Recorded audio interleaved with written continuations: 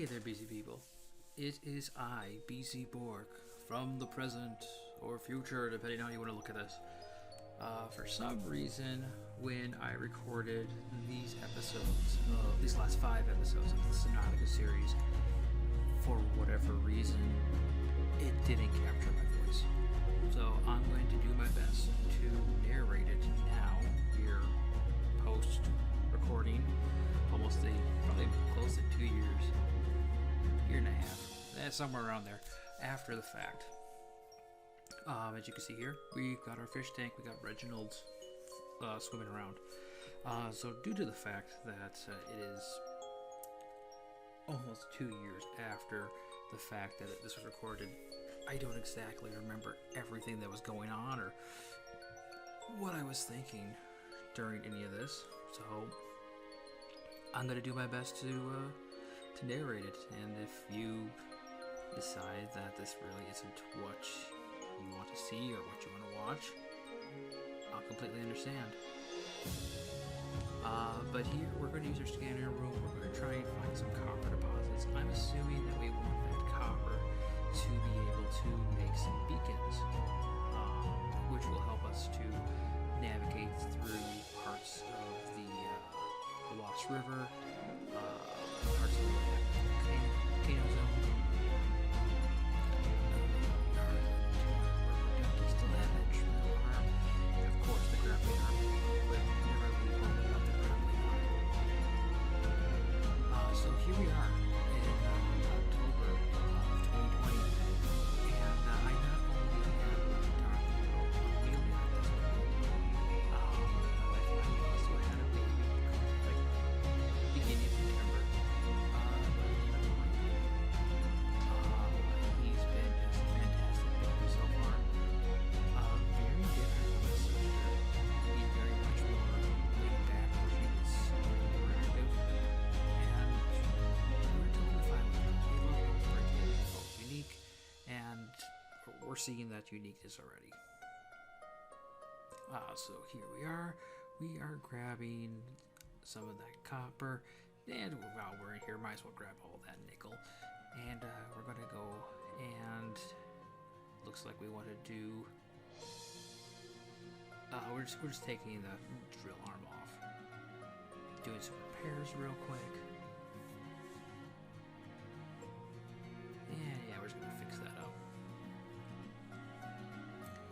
So, Central Wisconsin, the past week, we've unfortunately had our first snows of the year.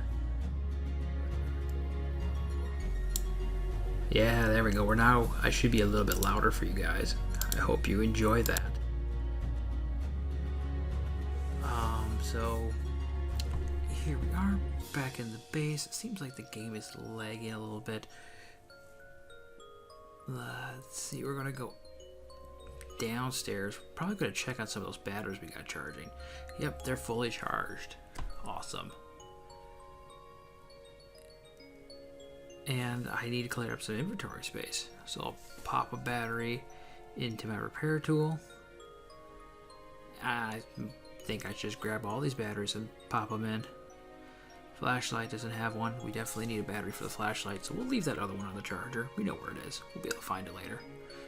Click, click. It's like loading a light gun. Our nuclear rods are still looking good. Look at all that power that we have. Yes. We need water. That salt's going to come in handy later when we decide to cure the Reginalds, preserve them for future eatings. So this is supposed to be my first day back to work after my paternity leave.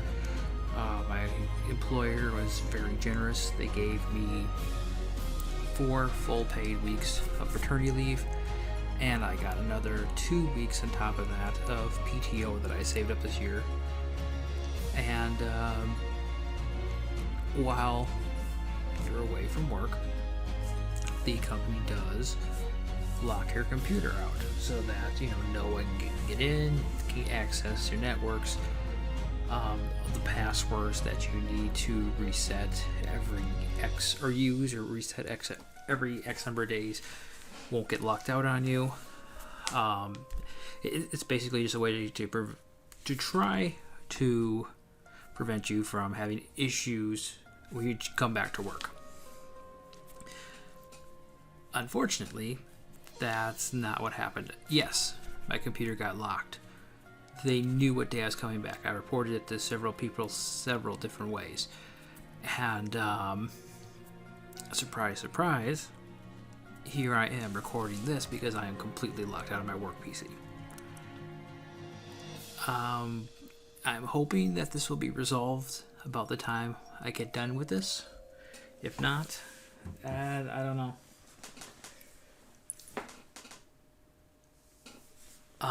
Something that I'm going to be hopefully bringing to the channel soon, if I have not already, is I'm sure many of you have heard of the Jackbox games before. They are, well, most of them are super fun. They're games that I like more than others. I'm really bad at drawing, so any of the drawing games I'm not exactly a fan of. But I want to, with my game group, every other week we're going to be playing my game. So hopefully this will give me some time to work on maps, work on story content, build characters for them to go up against or meet. Basically just game prep, have that ready to go so we can continue trying to return the world to normal. I'll get more into that in just a little bit. And in the weeks where we're not playing that, like I said, hopefully every other week, we'll be doing Jackbox games. Depending on the response and interest, I might try to do those live and then give you guys the opportunity potentially to either join the audience, or since there's not 8 of us, some of you can hop in and play right along us. So I better go back and grab all those tablets. Essentially what I'm doing here is we're going to be going back into the Lost River, and there is that alien facility. If we can find that again, which there's no guarantee that we will. We got pre-turned around and lost down there. I think the first time we came across it was mostly by accident. But we're going to bring those tablets along so we can fully explore that more. And if we come across any other alien facilities later on in the game, we'll have those tablets with us, hopefully to grant us access.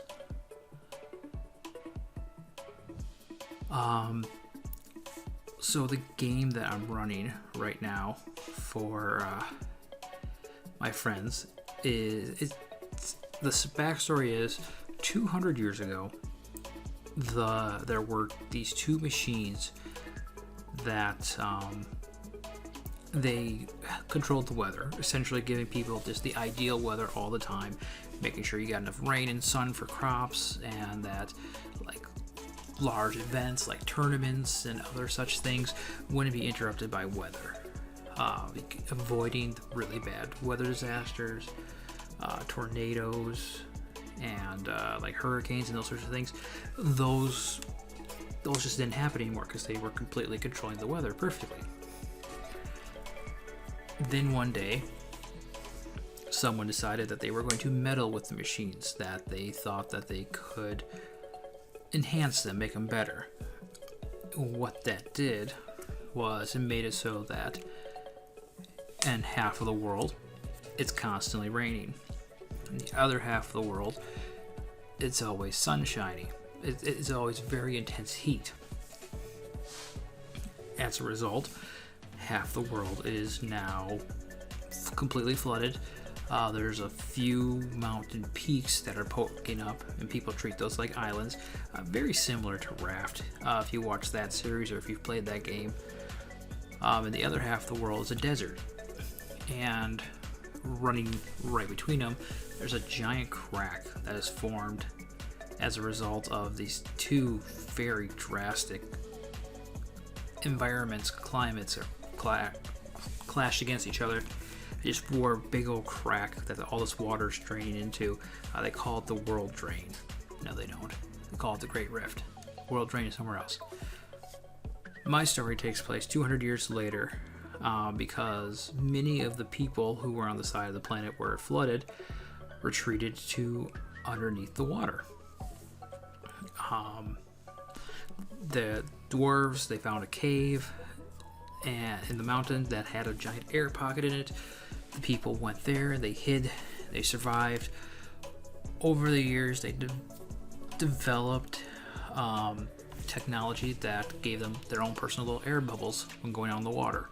Some of the species adapted. Some of the snake people and other creatures, they developed gills so they could breathe underwater or swim. And there's some people, it's a very, very common sight to see undines, the water, the fish people live down there. And the dwarves and gnomes and other earth dwellers. I think there's Molkin and something else, but I can't remember what the species is because no one's playing it. They were able to go and they've hollowed out other mountains. They have other caverns. They have underwater towns. They're just under these big air bubble domes.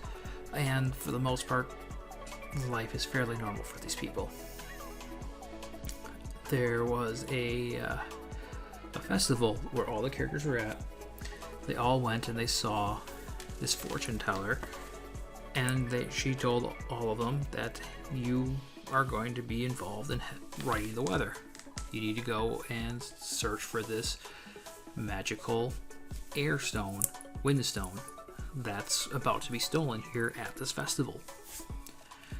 A little while later, at a concert that they were having, there was some thieves that came out and started taking out guards and robbing people.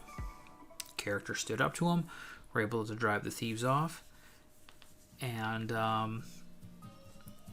the local city guard were so impressed, or sorry, not the local city guard, the guards for the kingdom, they offered these individuals a job in the guards. They took it, and their first assignment after being trained and outfitted with equipment was, we want you to go and track down the thief who stole the stone, return it back for the family. And so they got their first clue that there was someone who was not exactly fancy, but they were selling things that had been stolen by this thief that they were looking for. So they went and they investigated. They talked to him. This person, they're like, hey, I never seen the guy. I never bought anything from him, but I do have this lovely stuff here. Oh, look, there's a guy walking over there. He's the guy that sells me these things. The guy notices them, turns and starts to walk the other way, very nonchalantly, kind of overly obvious that he was trying to make it known that he hadn't seen them, that he doesn't look suspicious. So what does my group do? Do they go and just, calmly ask him, well, sir, we'd like to ask you a few questions? No. 3 of them pull out bows, shoot the guy. One of them takes off his foot. So now we're in combat. And they win it, they get the information, they find out where this thief that stole the airstone is at, and they go, and he's in the deeps. So they travel there, they go into his cave. They end up fighting him, and they decide that they don't want to kill him. They want to do non-lethal damage to him. So they knock him out, they tie him up, and they send him back with one of the other guards, because they now know, hey, we have this airstone, we have to use this to fix the weather and fix the world. But they also know that they're supposed to return it to the family who owns it. So rather than try and talk it out, they're just going to live on the run. The thief that they tied up manages to escape their bonds. They didn't do a very good job tying the rope. And murders the guard that was with them. And so now they're fugitives, and they have this thief chasing after them again, too.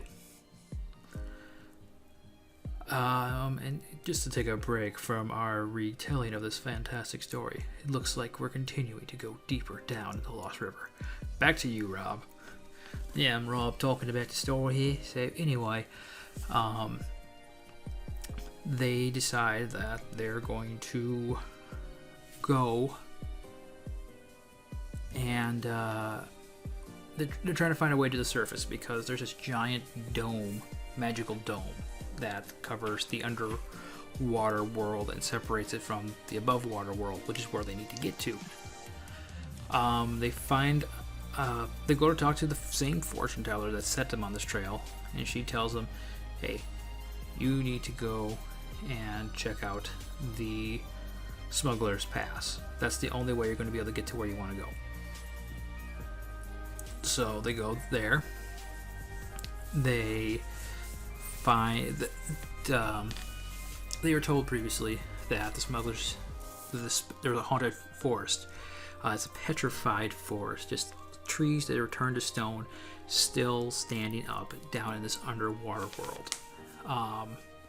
They go there, they see some illusions, they hear some spooky sounds, and find out that these smugglers have a magician on their staff.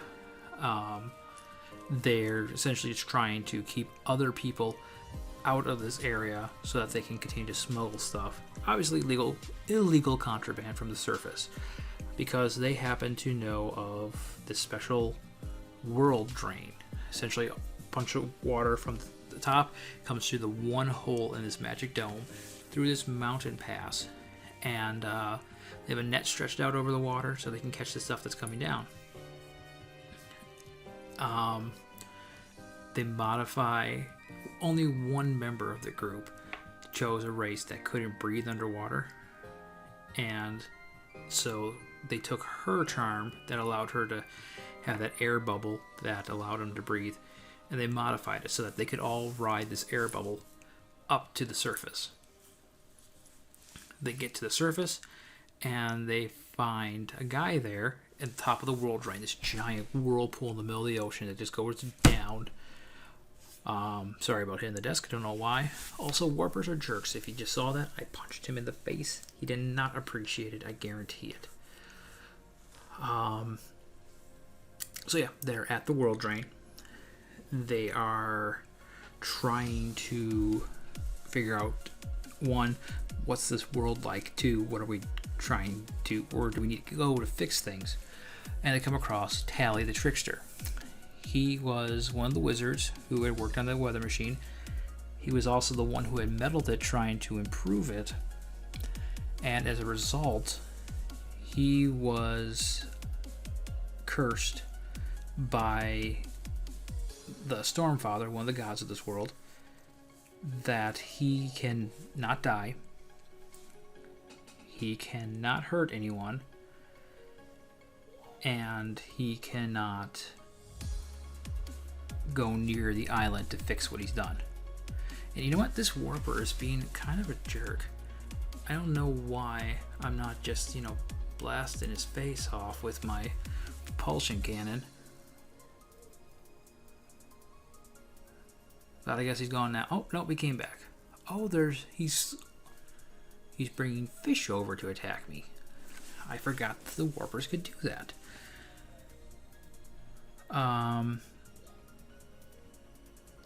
And I apparently decided, you know what, I need to start opening up these rocks. There's more resources down here that I want to see. So yeah, they come across this guy. They tell him that, hey, we're here to try and fix the weather. And he's like, okay, I'm going to do everything I can to help you guys. Hopefully by doing that, I'll be allowed to live a normal life again, be uncursed. First thing we need to do, though, is get you a ship that can get you close to this, because, well, you can't.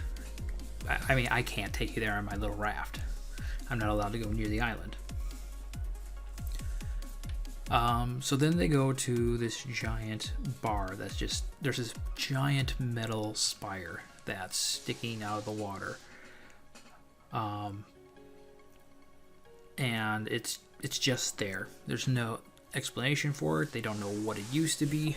It's just something that this floating bar is tied to, and ships will pull up to it and dock there, and it's where they come in, they get their food and their alcohol, and here they find out that the life on the surface is very different from the life they knew on the ocean bottom. There's ships that are manned by families or clans. Usually the only way you get onto a ship is being born on one or through marriage. Otherwise, you stick with your family on your ship. And the ships, they become clans where sometimes you have more people on a ship than you can fit, or that makes sense to have. So you get a second ship. They end up finding a captain of a crew of outcasts. I mean, you have to do pretty bad stuff to be kicked out of your clan and kicked off your ship. And they have a whole crew of people like this, and they're not really super dangerous or bad or anything like that. And I'm just trying to beat the tar out of that warper. I really don't like those guys. I don't like these guys either, because they latch on and suck the energy right out of you. But so yeah, they find this captain who's just this drunk, washed up guy. He has a ship that's in really bad shape, and it seems like we might be getting super lucky with finding where we need to go right away. I could be wrong. This could just be a random hole. But I do know there's underwater lava flow or inactive lava zone, or yeah, this is inactive lava. This area is huge. There's terrifying, scary things far beyond the warper that we've seen so far. There are Dragon Leviathans, and nope, we did not want to come. Oh wait, there's a hole over there. Maybe this is where we wanted to go.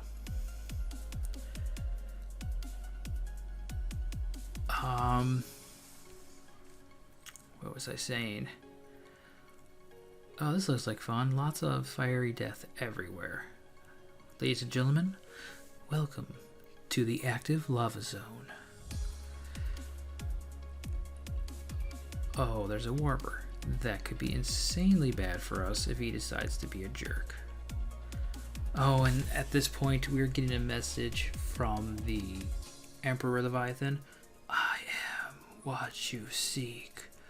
Want to help you. As far as I know, this is one of the only sentient fish on this entire ocean area that we're in, at the very least. And fortunately, they want to help us. And we got those lava launcher fish or whatever. I don't know what their technical name is. They can spit rocks, molten rocks out of their mouth, so they're pretty awesome. Like my best buds and all that stuff. So, yes, they find this drunk, washed-up captain.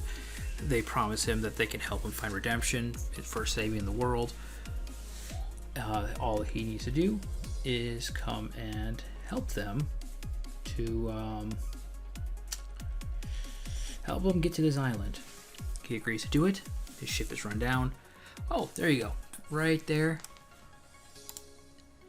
That is that's the Dragon Leviathan. Not only will he gobble you up, he can also spit fire. So I'm doing my best right now to get away from him.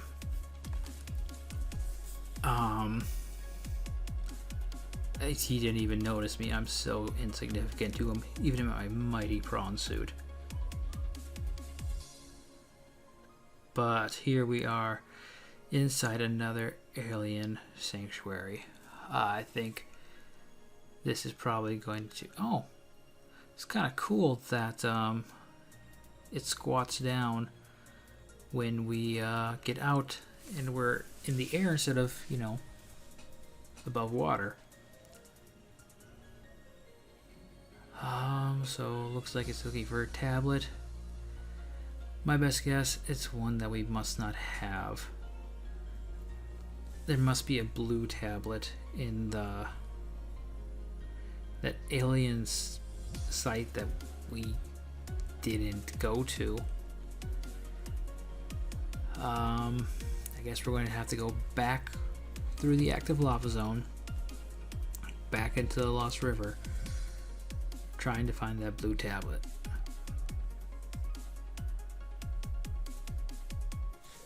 I'm pretty sure if you're looking at the video, I'm being very terrified and scared of having to go back out by that dragon.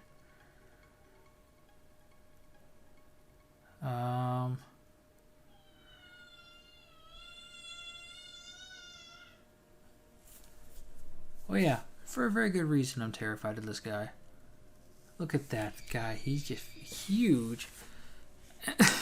Apparently he can go through walls with his tentacles.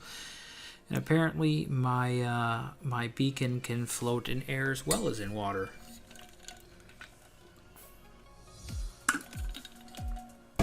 So I guess maybe the dragon did notice us before. Let's hope we can slip past him. Oh.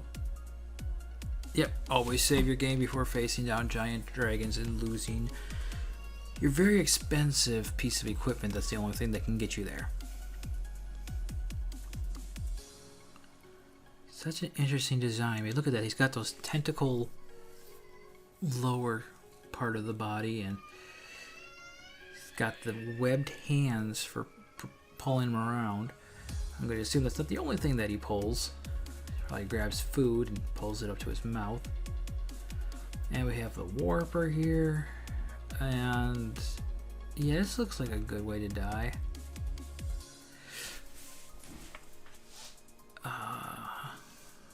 Let's see if we can get through here without being killed to death. And I'm punching fish, and there's more fish swarming me because those warpers really don't like me. So the whole thing about the warpers is, oh, I killed a fish. Mighty sea dragon, I give you this offering of fresh fish. May you find it supple and delicious and eat it instead of me. But yeah, the whole thing with the warper is they were designed by the aliens to try to contain the bacteria that is the reason why they turned this planet into a quarantine planet, put that giant gun on there. Their job is to hunt down and capture, teleport around, just get rid of this. Oh, hi, Mr. Dragon. Oh, look at that. My ship, or my rubber ducky is very damaged. 45%. So yeah, getting back to the story. The ship that they're trying to get onto, highly damaged. It'll sail, but before attempting to get to the island they need to get to, the Stormfather's Island, they definitely need to get repairs. Most of the trees in this world were cut down early on and made into ships. So they very poorly managed their lumber resources. As a result, there is one island that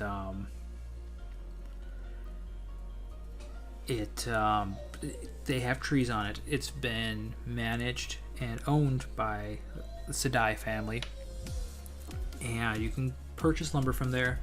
They have they have shipwrights that can repair your ship for you. So they set sail to this island, and by the time when they get there, they find that there's a ton of ships parked around the island. Or I suppose the proper term isn't parked, or anchored around the island. And they the reason for that is the people on this island have started charging a ridiculous amount of money for their for getting lumber, for making repairs or getting new boats, like more than anyone would ever have on hand, and they're refusing to lower the price. So my group splits in two. Half of them decide we're going to go talk to the person who's on the dock, and half of them are like, we're going to wait on the boat. Basically, this guy's a pompous jerk. He says he's not in charge of setting the prices, and that he can't negotiate. You have to talk to the Lord.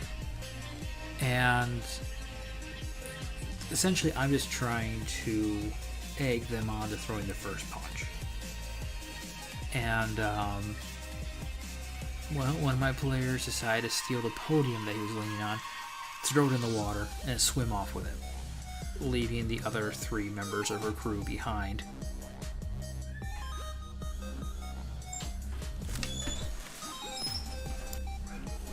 I'm sorry about that, old beans. Anyway, so yeah, just abandons 3 of her crewmates, swims off, and well, she gets on the ship, and the other member who stayed behind, they start sailing around the island, trying to, since they can't buy wood, they want to find another ship that they can just steal. Their philosophy is, we're going to save the world no matter what the cost is, and everyone will thank us later. So they managed to find a ship docked around the other side of the island that is in good shape, and oh my gosh, there's another dragon. I think he's noticed us. I think you should run, me. Oh, and I think the warper maybe warped back to get hit in the face with a fireball. And somehow we managed to dodge most of those.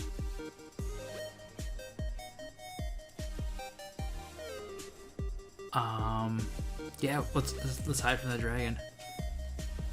Yeah, there's no hiding from that thing.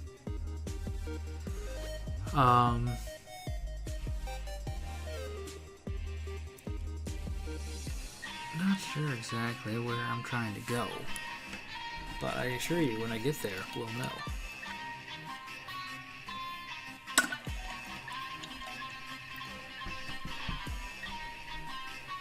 Well, we seem to have lost that dragon. But, yeah. So my players steal a podium, chuck a podium. Podium. So the 3 stay behind. They fight. They end up getting a giant war between the people who are like the guards and family of this island, and the angry crews who want lumber to fix their ships for reasonable prices. Oh, cool. Those guys will attack the warper too. So much so that the warper runs away. Oh, and there's the dragon right over us. There's a fireball coming our way. Oh, warper, this is a really bad time to do that. You're gonna get me killed. I think that's what you're going for.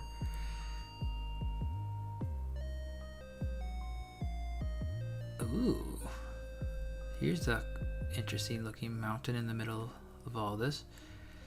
Warper sending more fish after me. They seem to be happy to oblige him and do his work. Stop biting me.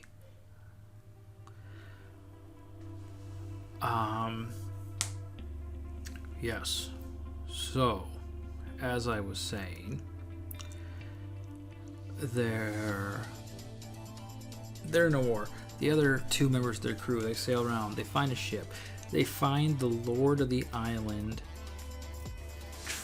trying to... Sorry, there's just some horn honking out my window. I'm not sure what's going on. There's a cat sitting on my sidewalk. I'm not crazy about that. Anyway, they find the Lord and his wife and one of their guards on the boat. They manage to scare him off with using the gust stone because they can summon a giant tornado. When they try and get it, the Lord's wife is like, get off the boat. And they do it. Because it turns out that she is an enchantress. She, I don't know, force is the right word. She enchanted the Lord to want to marry her. And all the guards want to do what she said.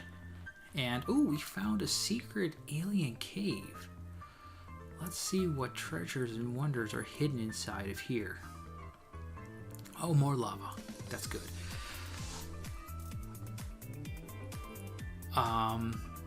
She's controlling the Lord. She's set the prices. She's the reason why nobody can get what they need to fix their ships. And, ooh, sulfur crystals. Man, my ship's starting to get in pretty rough shape again.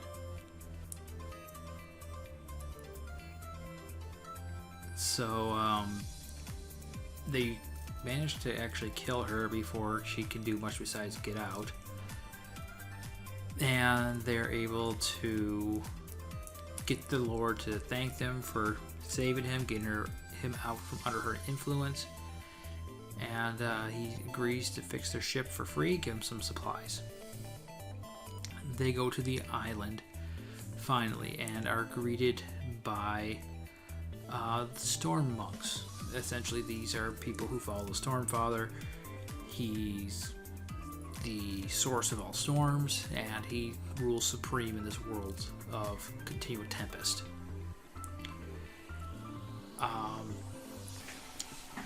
They manage to...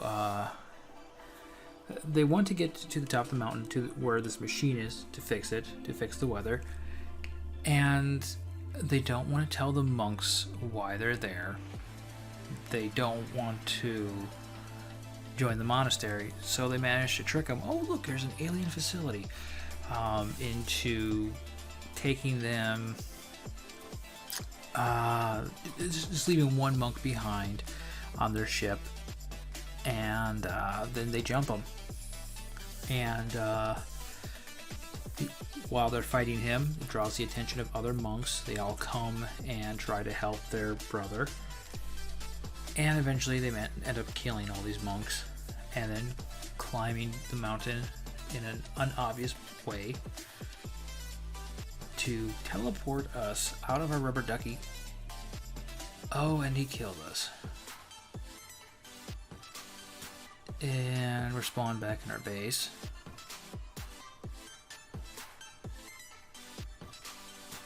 So what am I going to do here?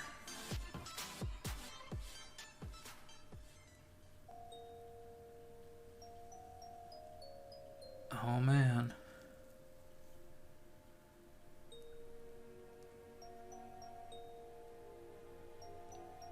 Those retinos sure do swim funny. Anyway, they climb up, they make it to the temple where the Stormfather is, and they start fighting some more monks up there. The monks manage to summon the Stormfather to fight for them, and they still managed to take out all the monks. The monks did not want to be controlled by the Storm, or the Stormfather didn't want to be controlled by the monks. He got free. He helps them fix the weather and right things. The reason why the Storm Monks didn't want them to let them do this is by doing so, they would be essentially taking power away from their god. He's definitely more powerful while the storm is brewing, while it's constantly raging. By doing so, he has his power when it's stormy, which is not going to be constantly. Looks like what I decided to do here was reload our save file. If you remember correctly, we did save down in that active lava zone in that alien base. So looks like what we're going to try to do is make it back to that mountain and not die this time. So now my group is the next part of their adventure that they have to do. They have to try to find the Rainstone and they have to try to use that to fix the weather once they manage to get to the other side of the world. That's hopefully what we'll be playing this weekend, so maybe I'll have more information for you later. But right now, I think I'm going to make a run for it. After fixing up my rubber ducky, of course. What kind of a man wouldn't take proper care and maintenance for his rubber ducky? It's interesting just watching these little particle effects on this force field and watching this giant squid dragon person swim around with lots and lots of interest in eating me and such. And let's go. And we're waiting. We're waiting. We're waiting.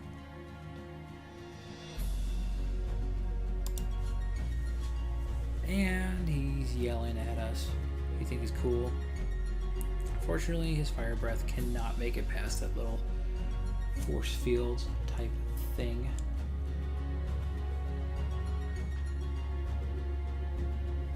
And let's make a run for it.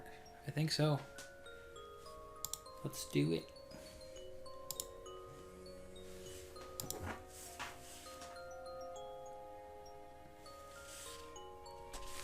What am I waiting for?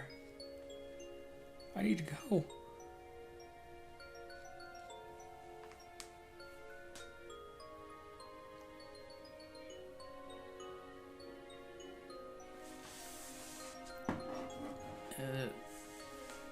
Whoa, look at all those fireballs. And apparently some of them can make it through.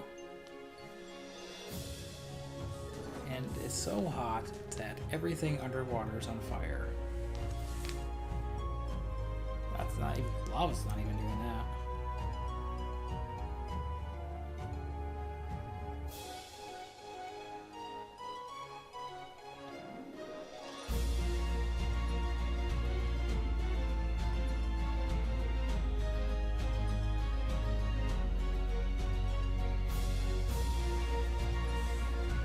Alright, here we go. We're escaping the active lava zone to try and track down a blue tablet again. I wonder if I could make a blue tablet from like kyanite and those ion cubes. So I think ion cubes were like an important ingredient in making new tablets. But I don't see the dragon behind us anywhere. I don't see warpers anywhere. So far. Oh, I spoke too soon. There's a warper. And he's warping over there. And I think I see the hole that we need to go through. So let's go for it. I really wish I had game audio for you guys. Not just what I was originally saying, which I'd be interested to hear that too. But you know, more so just the sounds, the environment sounds. What does it sound like for a emperor or a dragon Leviathan to breathe fire underwater? What does his cry sound like? What is this orange shirt that I'm wearing? And my voice does not seem to be doesn't seem to be sounding fairly normal at the moment. So this is going up in December. I'm hoping by then that COVID is all done and people can go out and see each other and spend time together for the holidays. My brother-in-law is getting married, and it'd be nice to be able to go to his wedding and not have to worry about all this COVID-ness. But I get the feeling that we're going to have to. But we'll definitely go over more of that in the next episode. So I hope you all have a great day. don't forget, this has been another episode of Subnautica with Bork and Sim Gaming. From me, Bork. And I am a professional amateur. So much that I ended this segment a full 20 seconds before the actual audio ended.